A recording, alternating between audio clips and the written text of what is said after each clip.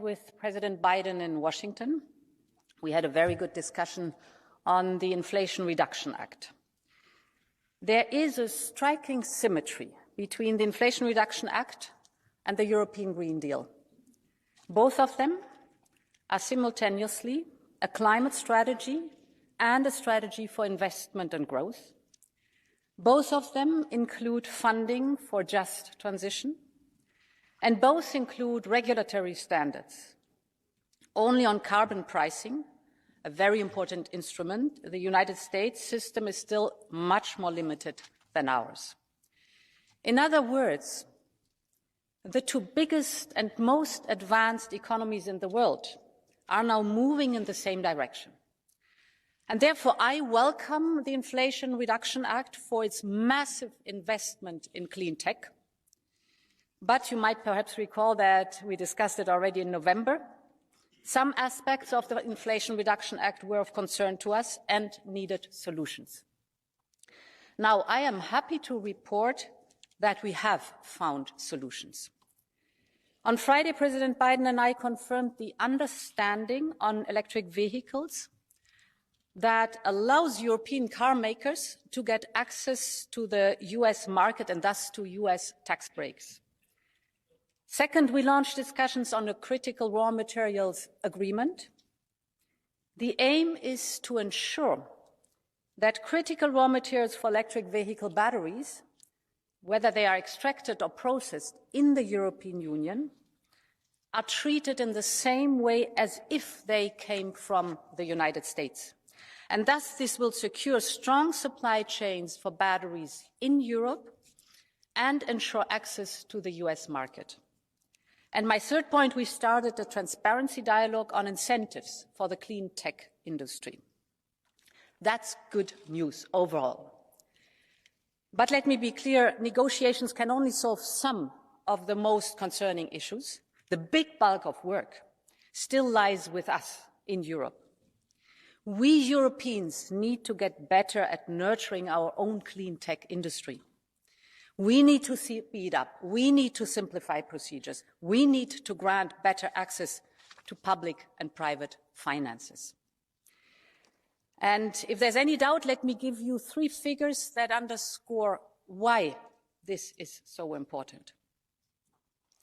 The global investment in the clean transition topped $1 trillion last year, and that's 30% more than the year before.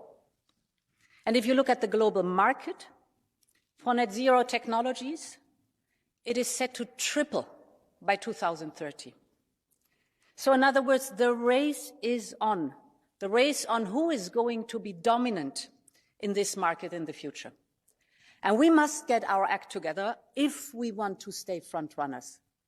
We must nurture our own clean tech industrial base, both to create good jobs, well-paying jobs here in Europe, and of course to ensure access to the clean solutions we need so urgently.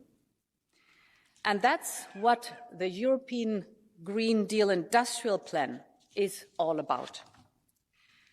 The centerpiece of the Green Deal Industrial Plan are 2 legal acts. The one is the Net Zero Industry Act, and the other one is the Critical Raw Materials Act. The Commission is proposing those 2 legal acts this week, actually tomorrow. Let me reflect on both. With the Net Zero Industry Act, we are setting the ambition. By 2030, we want to be able to produce at least 40% of the clean tech that we need here to fulfill our green transition. And therefore, the Net Zero Industry Act is all about speed, and facilitation. We're facilitating permitting. We're working with regulatory sandboxes. We're creating simpler state aid schemes. And we are allowing for tax breaks and the flexible use of EU funds. So, in short, the Net Zero Industry Act provides speed, simplification, and it provides funding. The second centerpiece is the Critical Raw Materials Act, which the College will also adopt tomorrow. This is about securing the supply for critical materials which are badly needed for the digital and green transition. These minerals, as you know, power phones and electric vehicles, the batteries, the chips, the windmills, the solar panels, you just name it. In other words, we cannot function without them, the critical raw materials. And the demand for critical raw materials will dramatically rise over the next several years and decades. But, and we've discussed that here in the hemicycle before, as you all know, today the European Union depends heavily on a few third countries for these strategic raw materials. Just a few examples, and you know plenty of them. We get 98% of our rare earth supply from China, 93% of our magnesium from China, 97% of our lithium from China. And you can continue this list over and over again. And, honourable members, we know that the pandemic and the war have taught us a bitter lesson about over-dependencies. So if we want to be independent, we urgently need to strengthen and diversify our supply chains with like-minded partners. I was last week also in Canada, and this is a like-minded partner. You can see exemplary there, European companies just doing just that, diversifying and strengthening our supply chains. For instance, sourcing low-carbon nickel to produce batteries here in the European Union. And Canada is not only a reliable partner, it also shares our values. It guarantees that raw materials are mined with the highest standards for the environment and for workers. So our Critical Raw Materials Act will support these efforts by European companies. We want to extract more ores and minerals here in the European Union. We want to boost our processing capacity to at least 40% of annual consumption. And of course, we need to recycle more. Again, if I may jump back to Canada, I visited a company that is able to recycle from old batteries 95% of the lithium, the cobalt, and the nickel. 95%. It's amazing to see that. Old batteries. So that's the future. That's what we have to have in the European Union. Soweit, meine Damen und Herren Abgeordnete. So, members of the European Parliament, this is our support for clean tech companies. Now, when it comes to competitiveness, the issue is much broader. It affects our single market, and we are having 2 announcements to be published tomorrow. We all know that the single market is the foundation of our prosperity and our competitiveness. It's 30 years old this year, but the potential in this single market has not yet been fully exploited. If you look at various studies that look at the single market, they show that more than 700 billion euros could be released if we used the full potential of the single market. And this starts with the capital markets and with research and development. We know that we are strong because we have good research and development and then market developments. You know what the examples are. The mRNA vaccinations were developed here in Europe. This is how we overcame the pandemic. This is a real good reason why this was developed here. Another example is hydrogen research. There's no other place in the world where between 2011 and 2020 more patents for green hydrogen were registered than here in Europe. These are just 2 examples, and we really need to focus on this area. We Europeans have the goal by 2030 to have 3% of GDP on research and development. But we've had that goal for a long time. We set that in 2002, first of all. And if we look at the speed, with which we are moving towards that goal. Yes, we are getting closer, but very slowly. And it's not enough. And others are much faster, and they're not sleeping. Now, as our expenditure is growing slowly, our proportion in the world in R&D expenditure have gone from 41%, but they've gone down to 31%.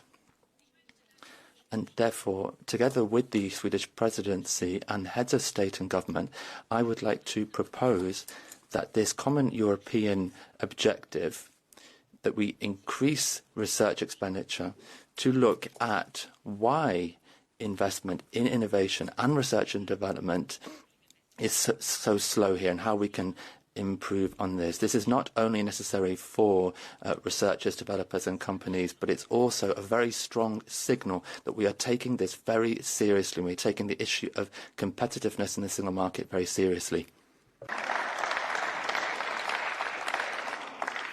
Mein zweiter Punkt. Secondly, an issue that you hear time and time again, bureaucracy. It's Europe's companies and employees that make the single market one of the most attractive markets in the world, regardless of whether we're talking about industries, SMEs, family companies, market leaders. Their success is Europe's success. And therefore, we are doing our utmost to facilitate their work. We know that the quality of public management and the legal framework is decisive for competitiveness.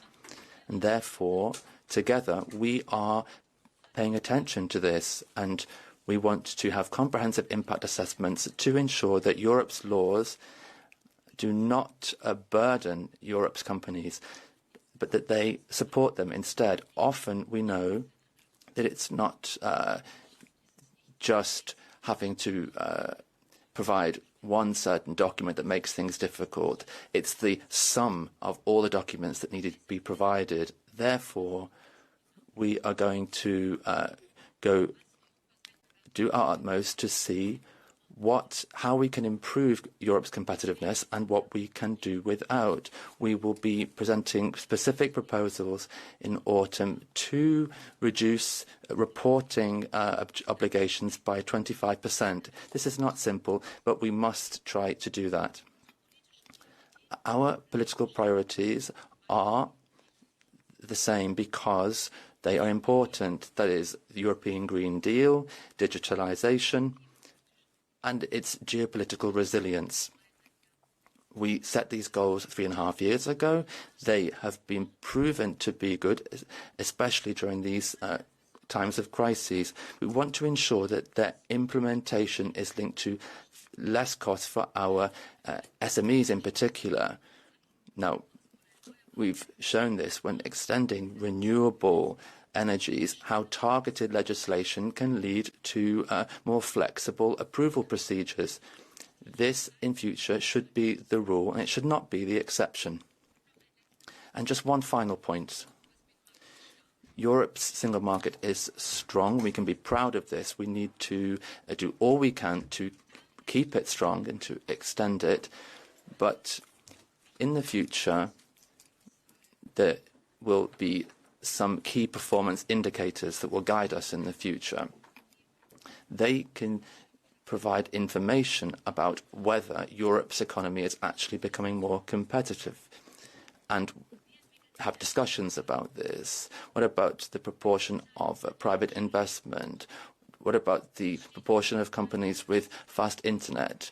What about participation in training? All of this data is available. We don't need to gather any more data, but we can use this data, and using these KPIs will allow us to determine how we move forward. So it's not an assumption. We have concrete figures, evidence-based figures, and there will be a report from the Commission every year to Parliament about how these KPIs are moving. With the war on our doorstep, with volatile energy prices and massive clean tech investments worldwide, Europe has to up its game. I am looking forward to develop the proposals we have put on the table today. This is our answer. Long live Europe.